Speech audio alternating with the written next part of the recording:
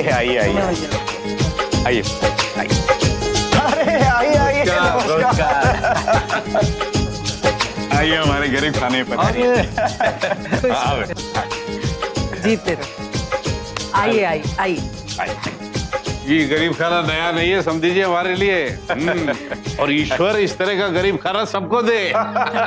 विराजमान बैठो बैठ। आखिर वो दिन आ ही गया जिसका हमको सालों से इंतजार था। क्यों?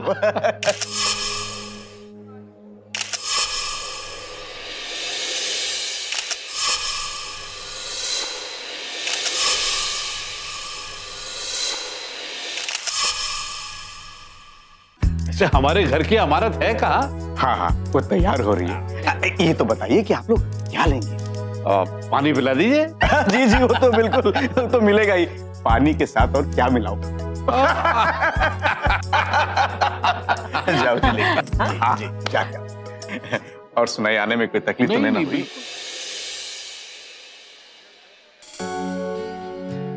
दीदी ये रंग को जच नहीं रहा है मुझ पर। बहुत जच रहा है। देखना जयदेव तुम्हें देखते ही चक्कर खाकर गिर जाएगा। पर मुझे लगता है कि साज सवरना कुछ ज्यादा ही हो गया। तो बस चुप कर, यही तो समय है साज श्रृंगार का।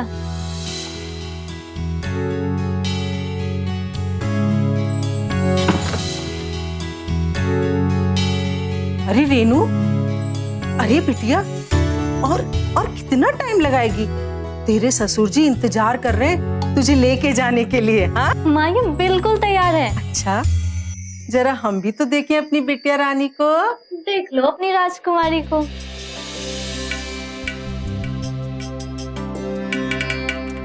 अरे वाह, कहीं नजर न लग जाए हमारी बिटिया रानी को। अब जल्दी से तुम दोनों बाहर आओ। हाँ भाभी अंदर आने दीजिए ना। अंदर आने के लिए इतने उतावले क्या हो रहे देवर जी? विदा करा के तो ले ही जा रहे हैं ना घर, फिर जितना मन करेगा निहारते रहिएगा। अरे भाभी रेणुका पत्नी है हमारी, हमारा हक बनता है उसे देखने का। कहाँ है वो? नहीं हक का जोर यहाँ नहीं चलेगा। चलिए निकलिए यहाँ से। देखिए भाभी आप हमारे साथ अन्याय कर रही हैं।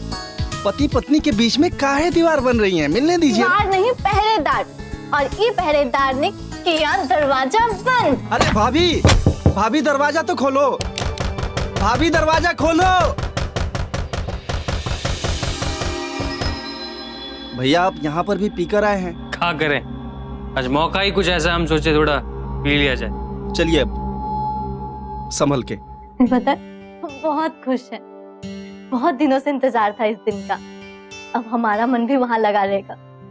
हम दोनों मिलकर उस घर पर राज करेंगे, है ना? दीदी दो बहना देवरानी जेठानी बनके राज करेगी, ये बोलो। दीदी ये हाथ कैसे जल गया? वो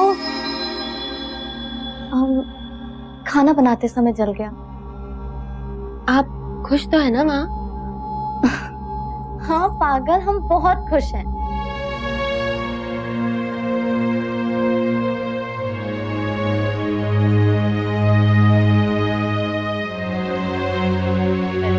जयदेव, रामदेव, अर्चना, भाऊ, चलो हमें अभी के अभी इस घर से निकलना। चलो। क्या हुआ पापा? अरे हद होता है किसी बात का, अब बर्दाश्त नहीं होता हमसे। बहुत बड़ा धोखेबाज है ये आदमी। ऐसा मत कीजिए, हम आपके आगे हाथ जोड़ते हैं। तो हमें कुछ नहीं सुनना बस।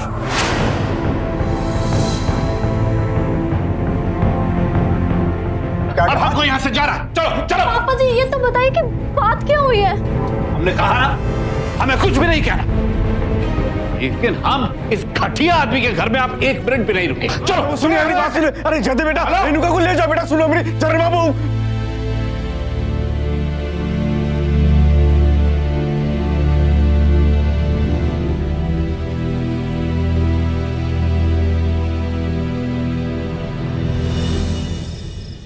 बिहार की राजधानी पटना से सटे दानापुर में बेटी की विदाई का खुशनुमा माहौल अचानक से भारी हंगामे के बाद गमगीन हो गया। दरअसल जिस घर में ये सब कुछ हुआ, उस घर की दो बेटियां रेणुका और अर्चना की शादी एक ही घर में 5 साल पहले हुई थी। 5 साल के बाद छोटी बेटी की विदाई का समारोह बिल्कुल ठीक ठाक चल रहा था, लेकिन अचानक लड़के के पिता चरणदास किसी बात को लेकर बेहद खफा हो गए। इतने खफा कि उन्होंने रेणुका को अपने साथ ले जाने तक से इनकार कर दिया। पर क्यों? आखिर उनके और रेणुका के पिता हरिओम त्यागी के बीच ऐसी क्या बात हुई कि वो एकदम से बिफर पड़े? किसी को कुछ समझ में नहीं आ रहा था कि हुआ क्या। आखिर ऐसी क्या गलतफहमी हुई कि खुशी का माहौल अचानक से गम के आंसू में बदल गया।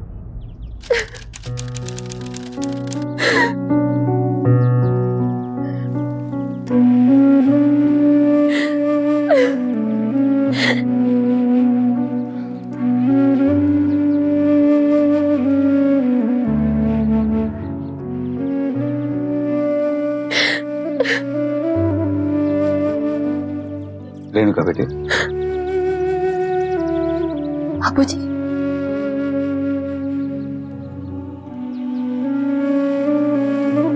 रेणु बेटे, तुम चिंता मत करो, सब ठीक हो जाएगा। बाबूजी, लेकिन उन लोगों ने ऐसा क्यों किया? बेटे, दरअसल वो चरण बाबू तुम्हें यहां से विदा करने से पहले हमारे सामने एक शर्त रखे। उन्होंने मुझसे 6 लाख रुपए का मांग की बेटे, दहेज के नाम पर।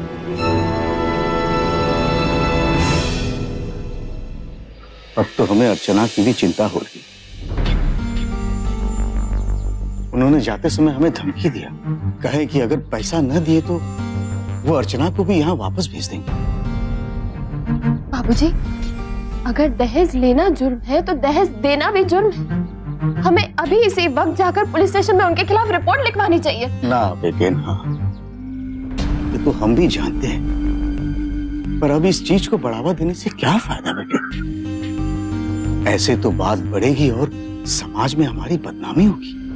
हम कहीं भी मुंह दिखाने लायक नहीं रहेंगे बेटे। आखिर वो भी तो हमारे समधी हैं और हमें पूरा विश्वास है जल्द ही उनको अपने गलती का एहसास हो जाएगा। और देखना, वो तुम्हें बड़ी इज्जत के साथ अपने घर वापस ले जाएंगे बेटे। तुम्हारा हक है ना? जी, अगर उन्होंने ऐसा नहीं किया तो ज्यादा से ज्यादा क्या होगा?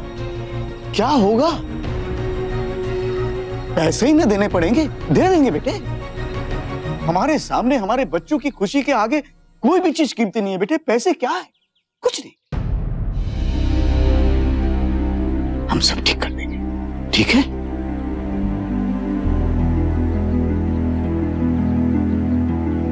जयदेव से बात करती हूँ। क्या बकवास कर रही हो रेणुका? मेरे पापा भला पैसे क्यों मांगेंगे? उल्टा तुम्हारे पापा ने हमसे पैसे मांगे। कभी सुना है किसी लड़की वाले को पैसे मांगते हुए? आपने ये गलत इल्जाम हमारे पापा पे लगा कैसे लिया? और किसने कहा आपसे कि हमारे पापा ने आपसे पैसे मांगे? हमारे पापा ने कहा है हमसे। आपके पापा ने कहा और बिना सोचे समझे आपने मान लिया? तुम भी तो यहाँ बिना सोचे समझे मुझसे सवाल कर रही हो। तुम क्या कर रही हो यहाँ पे? जाओ, निकलो निकलो यहाँ से फौरन।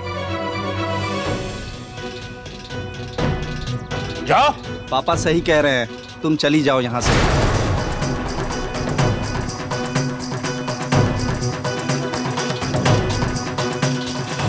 सच क्या था किसी को भी समझ में नहीं आ रहा था। दोनों पक्ष बस एक दूसरे पर इल्जाम लगाए जा रहे थे। डाउरी यानी दहेज हमारे समाज की एक पुरानी समस्या रही है, पर यह दहेज मांग कौन रहा था? अक्सर ऐसी मांगे वर पक्ष की ओर से होती रही है, लेकिन यहाँ जो आरोप चरणदास लगा रहे थे वो बेहद चौंकाने वाला था। उनकी माने तो रेणुका के पिता ने उनसे दहेज की मांग की थी, और ये बेहद आश्चर्य करने वाली बात थी, क्योंकि ऐसा होता नहीं है कि लड़की वाले दहेज की मांग करें। ऐसे में कौन सच बोल रहा था? इसी उलझन के बीच इस मामले ने एक और नया मोड़ ले लिया। भाभी, आपने मेरी कैब देखी है क्या? मिल नहीं रही। मैं अभी लाई।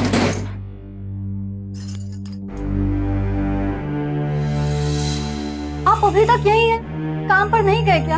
तुम हमारी छोड़ो और ये बताओ, कुछ पैसा वैसा बचा के रखी हो? हमें बहुत जरूरी काम है। आप अपने दोस्तों के साथ जुआ खेलना काहे नहीं छोड़ देते? और वैसे भी घर की स्थिति अब अच्छी नहीं रही। देखो, हम तुमसे पैसा मांगने को आए हैं, तुम्हारा प्रवचन सुनने नहीं आए हम यहाँ।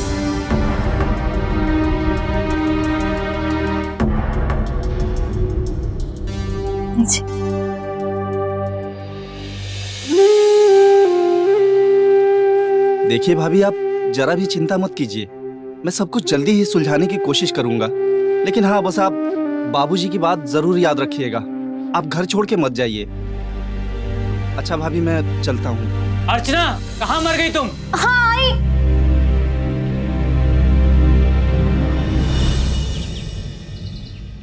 पैसा हमको जल्द से जल्द चाहिए, अब बहुत देर हो चुका है। देखिए, हमें थोड़ा दिन का मोहलत दीजिए, हमारा विश्वास कीजिए, व्यवस्था हम कर लिए थे, लेकिन वो बीच में अचानक कुछ गड़बड़ हो गया। बस कुछ दिन का मोहलत दीजिए, पक्का इंतजाम हो जाए।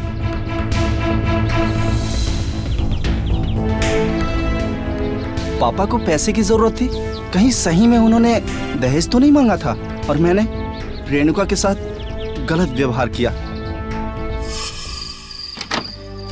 टीनू, आज देर हो गई आज। हाँ माँ। अरे कहाँ रह गई थी तुम? हाँ, हम कितनी देर से इंतजार कर रहा हूँ तुम्हारे लिए, अब तक कहाँ थी? मुझे बच्चों को पढ़ाने में देर हो गई। पर क्या बात है, और ये पैसे किस लिए?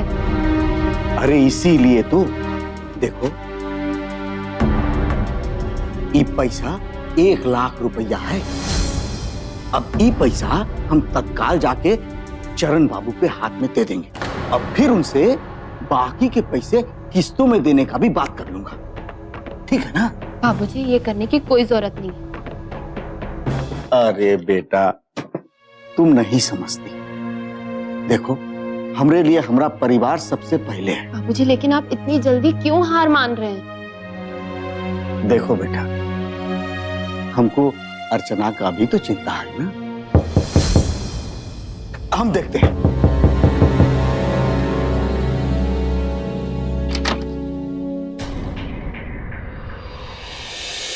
अरे अर्चना, अरे सुशीला, अर्चना, अरे रेणुका, जल्दी आओ, देखो क्या हो गया। अरे क्या हो गया? उठाओ उसे, उठाओ।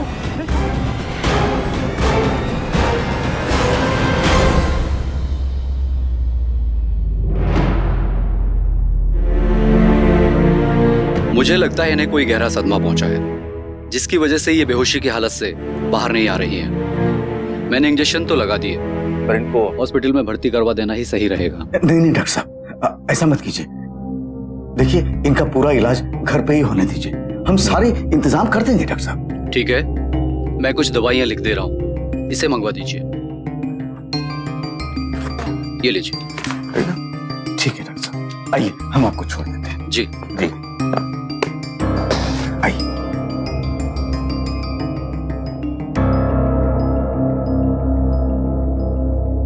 देखो ना, क्या हो गया हमारी बिटिया को, क्या हाल किया।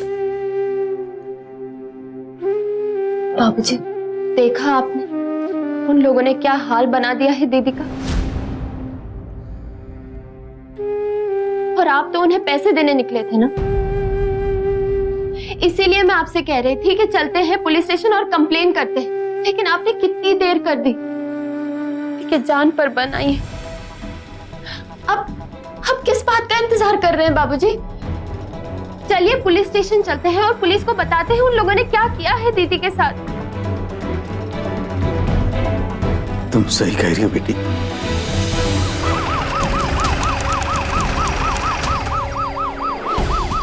तुम लोग पीछे के दरवाजे पे जाओ, कहीं वो वहां से न भाग जाए। तुम मेरे साथ आओ।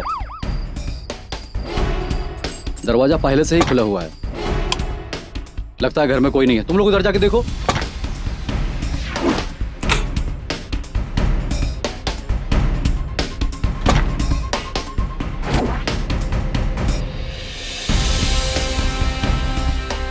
सर, घर में कोई नहीं है, हम पूरा चेक कर लिया हूँ। लगता है सब फरार हो गए। इन मुजरिमों को पुलिस की गंध बहुत जल्दी लग जाती है। दरवाजे की कुंडी टूटी हुई है, मतलब कि अर्चना को इन लोगों ने कहीं बंद करके रखा होगा और उसने भागने की कोशिश की होगी। इस चरणदास को जल्दी से जल्दी पकड़ना होगा, नहीं तो ये कहीं दूर निकल जाएगा। चलो।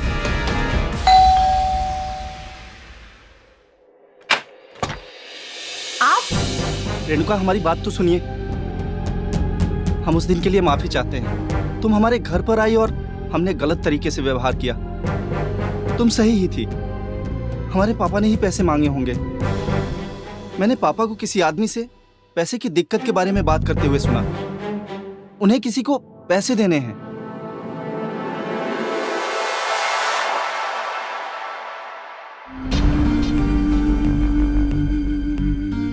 विश्वास नहीं होता कि पापा ने भाभी के साथ ये सब किया होगा। आप घर पे रहते ही कितने दिन हो कि आपको सब कुछ पता चलेगा। और फिर जब उन्होंने इतना सब कुछ किया है तो फिर उसके बाद भागने की क्या जरूरत थी? भाग रहे हैं मतलब? तुमसे किसने कहा कि वो भाग रहे हैं? पुलिस। पुलिस ने? ये घर के मामले में पुलिस का? ओह, तो तुम लोगों ने पिताजी के खिलाफ थाने में रिपोर्ट दर्ज की है? इतना सब कुछ करने के बाद उन्होंने कोई चारा नहीं छोड़ा हमारे लिए। मेरे पापा ने भाभी के साथ ऐसा नहीं किया होगा। मेरे पापा गायब हैं। लेकिन हमें अंदाजा है कि वो कहाँ होंगे। शायद सबलपुर में। वो वहां अक्सर जाया करते थे, लेकिन कभी कुछ बताया नहीं। ये जो गलतफहमी हुई है उसको दूर करने के लिए हम पुलिस की मदद करेंगे।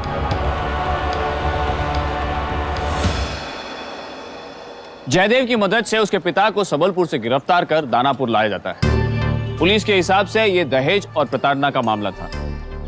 चरण दास को रुपयों की जरूरत थी जो उसने त्यागी से मांगे और नहीं देने पर उसकी बेटी अर्चना को प्रताड़ित कर उसके घर से निकाल दिया और खुद भी पुलिस से बचने के लिए गायब हो गया। पुलिस के हिसाब से ये केस बिल्कुल साफ था, लेकिन चरण दास अपना जुर्म कबूल करने को बिल्कुल तैयार नहीं था। आखिर क्यों? इंस्पेक्टर साहब, हमने किसी से दहेज का मांग नहीं किया है और ना ही अपनी बहू को प्रताड़ित किया है। आप चाहे तो खुद अर्चना से पूछ लीजिए। यही तो, कैसे पूछ लें? उसको तो इतना ज्यादा ना टॉर्चर कर दिया है कि बेचारी अभी तक बेहोश है। क्या तय किया है कि मतलब कब तक झूठ बोलना, उसके बाद कुछ पूछे फिर? हम झूठ नहीं ना बोल रहे हैं। अच्छा, ये बात भी सही नहीं है कि तुमको किसी को पैसे देने थे। नहीं इंस्पेक्टर साहब, हमको किसी को पैसा नहीं देना है। तुम्हारे ही बेटे का स्टेटमेंट है कि आपको किसी को पैसे देने थे। आप फिर भी झूठ पे झूठ बोले चले जा रहे हो। इंस्पेक्टर साहब, हमको किसी को पैसे नहीं देने और ना ही हमने त्यागी से पैसा मांगा। उल्टे त्यागी ने हमसे पैसा मांगा कि वो अपनी छोटी बेटी को उसके बदले में विदा करें। अरे भगवान, कितना झूठ बोलते हो। पता है दुनिया हंसेगी तुम्हारे ऊपर और शायद अंदाजा नहीं है कि क्या बक रहे हो। ये तो पता है ना कि दहेज लेने और बहू को प्रताड़ित करने के जुर्म में यहाँ पर हो। सच बोलो, कोऑपरेट करो, समझे? और जाओगे लंबे समय के लिए भीतर। अगर तुम्हारे दिमाग में ये आ रहा होगा कि कल को बेल हो जाएगी तो उसको निकालो और फेंको बाहर तुरंत। बिल्कुल सच कह रहे हैं इंस्पेक्टर साहब। ये लात के देवता हैं, ये बात से तो बिल्कुल नहीं मानेंगे। चलिए इसी से समझाते हैं। लेकिन मैं कह रहा हूँ हम बिल्कुल सच कह रहे हैं। दीदी, अर्चना, क्या हो गया दीदी आपको? क्या हो गया? अरे रेनू, तने पानी तो लेकर आओ। बस बेटा, बस। क्या हुआ? अरे तुम लोगों ने ये दवाई दी थी कहाँ? हम भूल गए। भूल गए? अरे क्या करती हो तुम लोग भी, समझ में नहीं आता है।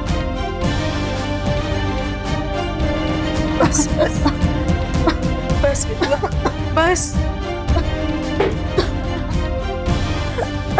और हम कह कर गए थे कि इसे समय समय पर दवाई देते रहिएगा और अगर दवाई खत्म हो जाए तो हमें कह दीजिएगा, हम फिर से दवाई भेज देंगे। कहे थे कि नहीं? और तुम लोग हो कि बस बैठे हो। आगे से याद रखेंगे। आगे से याद रखेंगे। इंस्पेक्टर साहब, हमें पिताजी से मिलना है। कौन है तुम्हारे पिताजी? जी, चरण दास जी। ना, उनसे मिलने की परमिशन हम आपको नहीं दे सकते।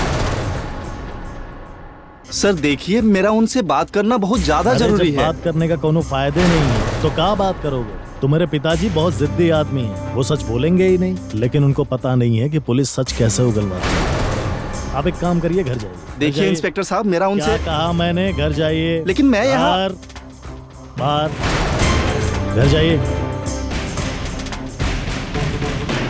अरे जयदेव! जी पापा। जयदेव, हम कुछ नहीं किए हैं बेटा, कुछ नहीं किए। हमको यहाँ से जल्दी निकालो, जल्दी। अरे ज्यादा चिल्लाओगे तो मुंह पे टेप चिपका देंगे। कुछ नहीं किए बेटा।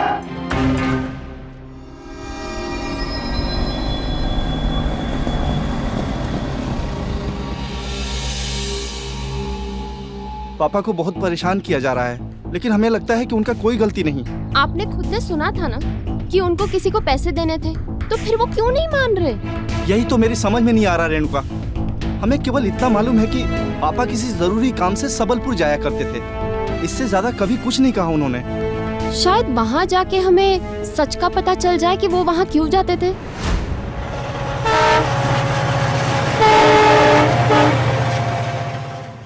आपके पिता अक्सर आते थे यहाँ मुझे पैसे देने के लिए। पैसे उन पापों के बदले जो आपके बड़े भाई ने किए थे। मैं रामदेव से प्यार करती थी, उसने मुझसे शादी करने का वादा किया था, लेकिन मुझे बाद में पता चला वो तो सिर्फ मेरे साथ खेल रहा है। पहले से ही शादीशुदा है। मैंने उसे धमकी दी कि सच्चाई मैं सबके सामने लाकर रहूंगी, लेकिन आपके पिताजी अच्छे इंसान हैं। उन्होंने बेटे के किए हुए पापों का प्रायश्चित करने की बात कही और मेरी हर बात मानने के लिए तैयार हो गए।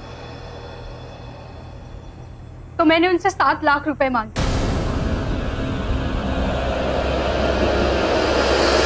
रामदेव के सारे पाप भूल जाने के लिए, लेकिन आज तक उन्होंने अपना वादा पूरा नहीं किया। अगर उन्होंने मुझे जल्द से जल्द पैसे नहीं दिए तो मैं सब कुछ सच सच बता दूंगी सबको।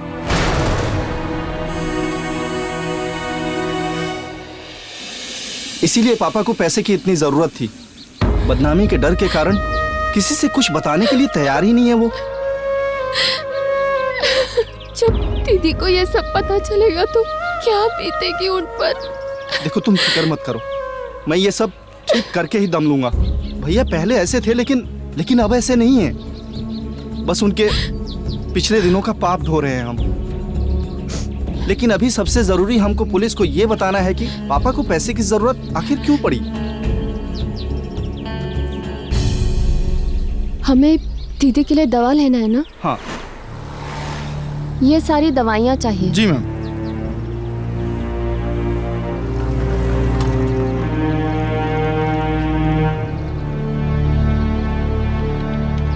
₹300 हुआ। 1 मिनट मैम। सर क्या हुआ? ये दवाई दे सकते हैं सर?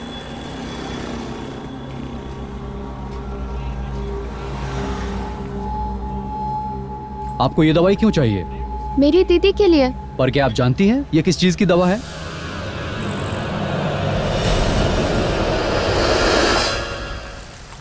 जयदेव और रेणुका की तहकीकात में एक बेहद ही चौंकाने वाला खुलासा हुआ। इस खुलासे से यह तो जाहिर हो गया कि पुलिस की गिरफ्त में आए जयदेव के पिता को रुपयों की जरूरत थी। तो क्या उन्हीं रुपयों के लिए चरणदास ने दहेज की मांग की थी? क्या वो दहेज की रकम लेकर अपने परिवार को बदनामी से बचाना चाहते थे? इस खुलासे का इशारा तो इसी और था, लेकिन लाल रंग की दवा की बोतल मामले को कुछ अलग ही रंग दे रही थी। आखिर दवा की उस लाल बोतल में साजिश का कौन सा रंग मिला था?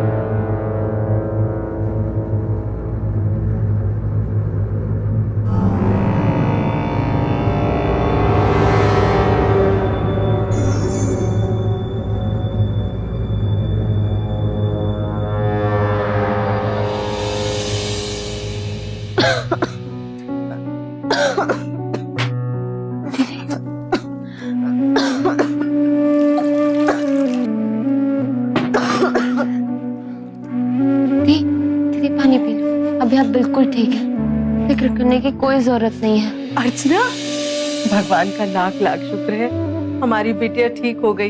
देखना अब सब कुछ अच्छा होगा, बिल्कुल पहले जैसा।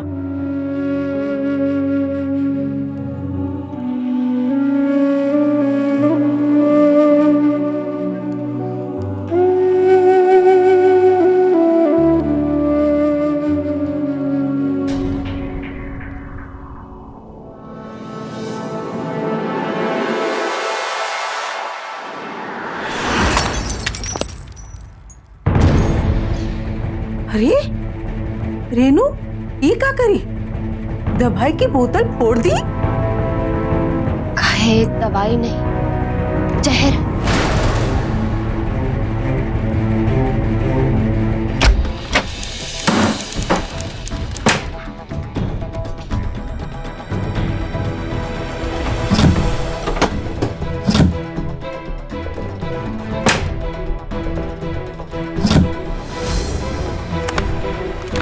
अरे ये सब क्या है? या क्या कर रही है? क्या है ये सब कुछ?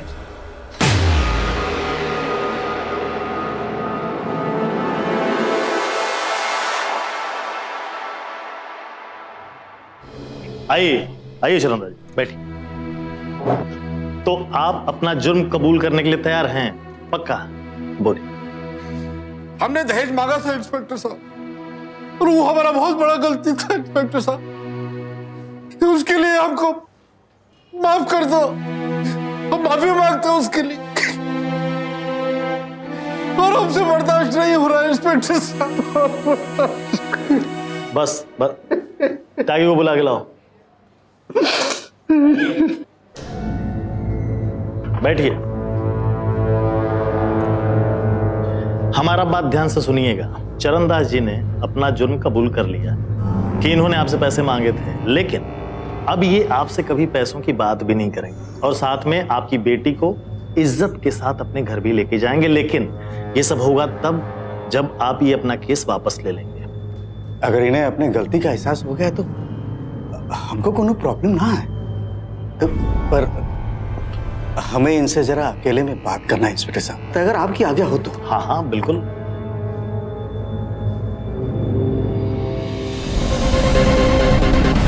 भैया जल्दी चलिए प्लीज।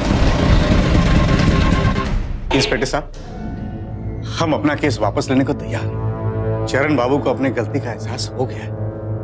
उन्होंने हमसे वादा किया है कि वो हमसे कभी दहेज की मांग नहीं करेंगे, और हमारी बिटिया को भी अपने घर वापस ले जाएंगे। आप सब लोगों का बहुत बहुत धन्यवाद। अरे आज आपके वजह से हमारी बिटिया का घर बर्बाद होने से बच गया इंस्पेक्टर साहब। अच्छा, अब हमें आज्ञा दीजिए, एक खुशखबरी हमको घर में भी तो सुनाना है। हाँ हाँ। अच्छा।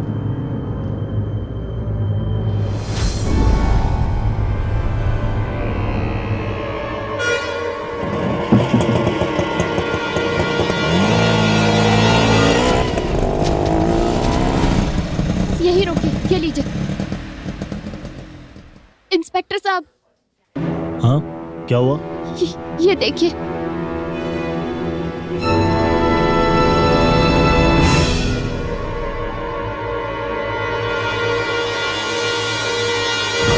अरे ये सब कहा है? कौन किया ये सब? वो फाइल रखा था, फाइल कहाँ गया? अरे सुनती हो ए अर्चना की माँ, अरे सुनती हो? क्या हुआ? अरे ये सब कहाँ है? कौन किया ये सब? ये सब तो रेणुका की है। पर काहे? ये सब करने की क्या जरूरत रहे? अरे कहाँ है वो रेणुका? हमका नहीं पता। अरे हम यहाँ पे एक तो फाइल रखे हैं, यहाँ वो फाइल कहाँ है? हम कहाँ जाने?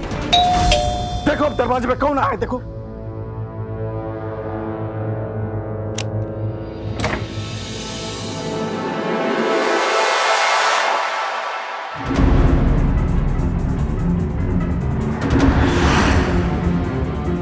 तुम क्या सोचती हो अपने आप को? हाँ? ये सब क्या किया हो? आपको ये सवाल करने का कोई हक नहीं है हमसे। काहे कि आप हमारे बाबूजी नहीं हैं, दलाल है आप, दलाल। अपने ही फायदे के लिए अपनी ही बेटी को दांव पर लगा सकते हैं आप। बेटी बिचवा है आप।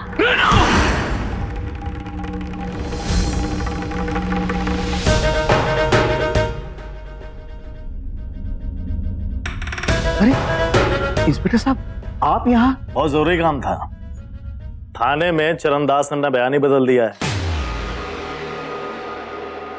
और तुम्हारी साजिश में भी शामिल होने से मुकर गया वो। अब क्या करोगे? ये सब क्या कह रहे हैं आप? क्या हो रहा है यहाँ? दीदी, आप खड़ी क्यों हैं? आइए।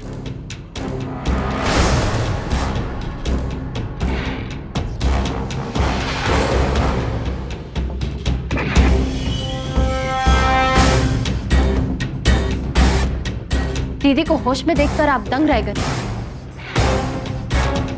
काहे इसे बेहोश रखने में तो आपने कोई कसर नहीं छोड़ी।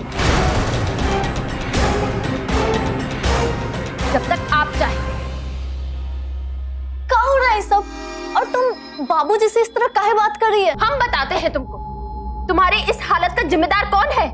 तुम्हारे ससुर, जो दहेज लेकर तुम्हें मारे और फिर इसी दरवाजे पर फेंक कर जाए। नहीं नहीं, ऐसा नहीं हो सकता। तो तुम्हें बताओ सच क्या है? वो दिन तो हम घर में अकेले थे। कौन कौन? बोल क्यों नहीं रहे?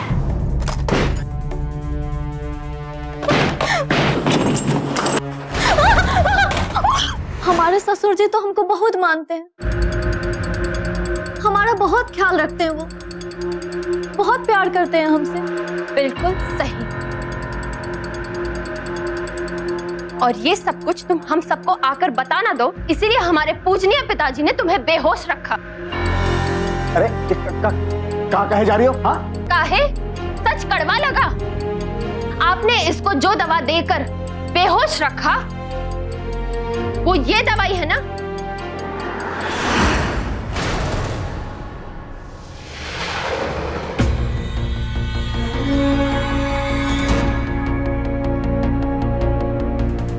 ये दवाई नहीं है, नशा है,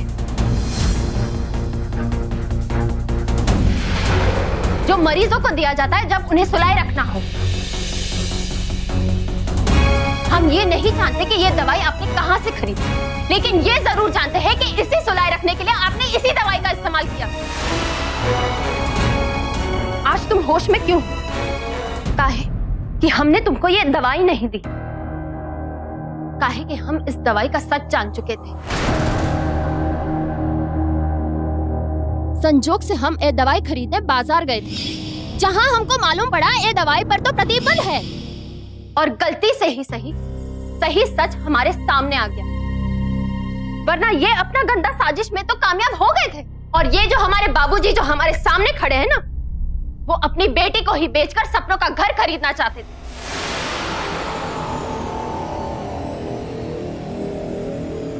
और ये है इनके गंदे साजिश का सबूत, उस घर के रजिस्ट्रेशन पेपर।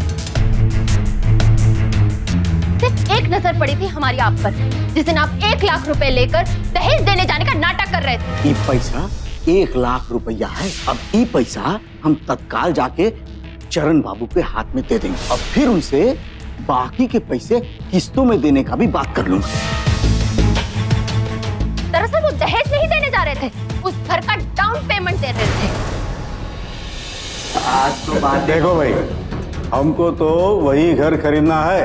1 लाख रुपया डाउन पेमेंट को भी हम तैयार हैं। वैसे प्लान तो आपका बिल्कुल सही था।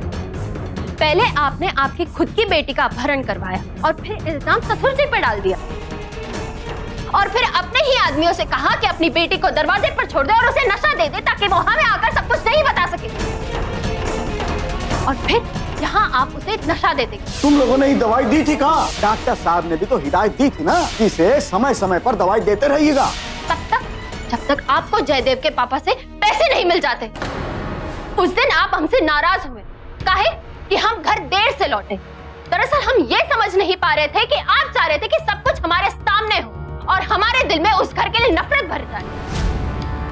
जयदेव के पापा से आपने पैसे मांगे, जब आपको पैसे नहीं मिले तो आपने दहेज उत्पीड़न का केस दर्ज करवाने की धमकी दी उन्हें। जब तब भी नहीं माने तो आपने उन्हें उसी केस में फंसा दिया। आप जैसे लोग कानून का गलत फायदा उठाते, खेलते हैं कानून के साथ, क्योंकि आप लोग समझते हैं कि कानून अंधा होता है। इंस्पेक्टर साहब, आप इन पर विश्वास मत कीजिए। देखिए, ये सब हमारे खिलाफ साजिश है। उस चरण बाबू ने इसको पैसा खिला के हमारे खिलाफ खड़ा कर दिया। अरे हमारे खिलाफ कोई सबूत है आपके पास? बताइए, नहीं है ना? अरे हम बिल्कुल निर्दोष है, ये सब मनगढ़ंत कहानी है। हाँ, हमने कुछ नहीं किया। अच्छा, ज्यादा सफाई देने की जरूरत नहीं है, गले को आराम दीजिए। थोड़ा बहुत सबूत हमारे पास भी है। उस दिन थाने में चरण बाबू से जो बात कर रहे थे वो बात हमने रिकॉर्ड कर ली। सुनिएगा, सुन। हाँ तो चरण बाबू, आपका अकड़ ठिकाने लग गया ना? अब 6 लाख रुपया हमको जल्दी से जल्दी घर पहुंचा दीजिएगा, तबे जाके हम केस कोर्ट से वापस लेंगे। और हाँ, याद रखिएगा, पहले हमको पैसा चाहिए, पैसा। नहीं तो आप तो अब तक समझ ही गए होंगे कि 6 लाख रुपया भारी है। ये आपके दहेज उत्पीड़न का केस, समझ गए ना? जल्दी से आप अपना पैसे का इंतजाम कीजिए, हमारे पास समय नहीं है।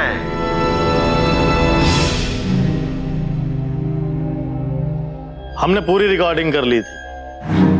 हमको ना पहले से ही लग रहा था कि चरण दास मुजरिम है ही नहीं, लेकिन क्या करते, तुम्हारे खिलाफ कोई सबूत नहीं था। लेकिन जब रेणुका हमारे पास आई तब सारी बात साफ हो गई थी। कुछ कहिएगा? आपने ऐसा काहे किया बाबूजी? बस कुछ पैसों के लिए? हाँ दी, बस कुछ ही पैसों के लिए। इनका सपनों का घर ज्यादा कीमती है अपने परिवार के खुशियों से। इनका स्वार्थ ज्यादा कीमती है अपने बेटियों से। और इनके संबंधी की प्रतिष्ठा। चलो, जेल में चक्की पीसते पीसते इस बात की तो तसल्ली रहेगी कि तुम्हारी बेटी बहुत ही समझदार और होशियार है, और तुम छी, इसके बाप हो। ले चलो इसको।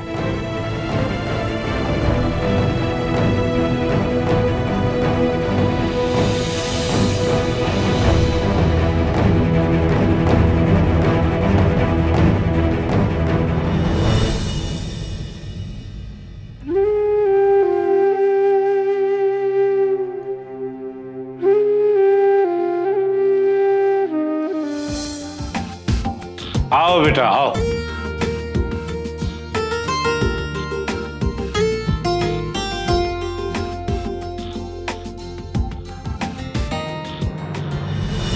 हरिओम त्यागी को अपनी बेटी को किडनैप करने और उसे मानसिक और शारीरिक रूप से प्रताड़ित करने के लिए आईपीसी की धारा 363 एवं चरणदास को ब्लैकमेल करने और जबरदस्ती पैसे उगाही के लिए उसे मजबूर करने के लिए आईपीसी की धारा 384 के तहत गिरफ्तार कर केस चलाया गया और उसमें उसे 7 साल की जेल और 1 लाख रुपया जुर्माना लगाया गया। ये सच है कि दहेज के लालच में आकर न जाने कितने ही लोग दानव बने हैं, न जाने कितने ही मासूमों को अपनी जान गंवानी पड़ी है। एक आंकड़े के मुताबिक 2011 में दहेज के कारण 8,618 औरतों ने अपनी जान दी है। यही कारण है कि इस कुप्रथा के खिलाफ सख्त कानून बनाया गया है ताकि ऐसे करने वाले किसी भी शख्स को सख्त से सख्त सबक दिया जा सके।